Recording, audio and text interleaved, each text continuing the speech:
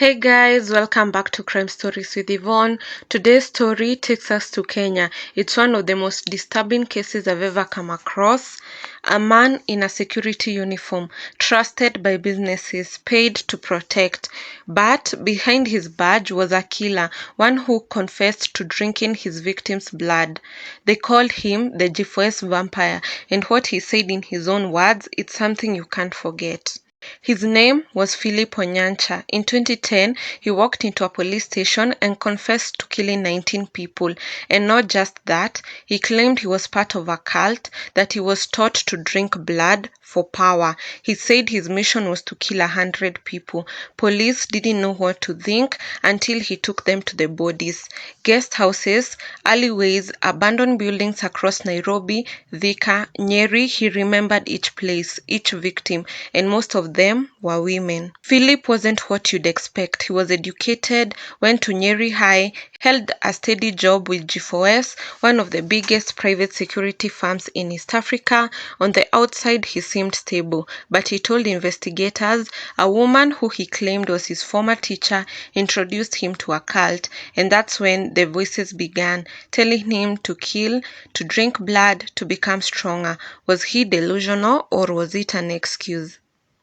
When detectives followed him, they found bodies where he said they'd be. One woman's body was hidden in a closet, another in a water tank, some were just teenagers. The patterns in the killings pointed to control, familiarity, and targeting vulnerability. Forensic experts noted that his victims were mostly sex workers or young girls, people whose disappearances might not make headline. That kind of targeted victim selection is common among serial killers who operate under the radar. But here's where it gets even more twisted. After the confession, after leading police to crime scenes, Philip retracted everything. He claimed the police coached him, that he was mentally unwell, that none of it was real. But the bodies were real. The locations were accurate. The names matched. Was he lying to get attention, or was he trying to escape punishment? Criminologists still debate his profile. Was he mentally ill? Was he under influence? Or was he fully in control? Some believe his talk of cults was a way to deflect guilt, a classic defense when facing impossible crimes. But others point out that his crimes followed a clear pattern. He knew what he was doing, he just didn't want to take the fall. As of now, he remains in custody, but his story still haunts investigators and the families he destroyed.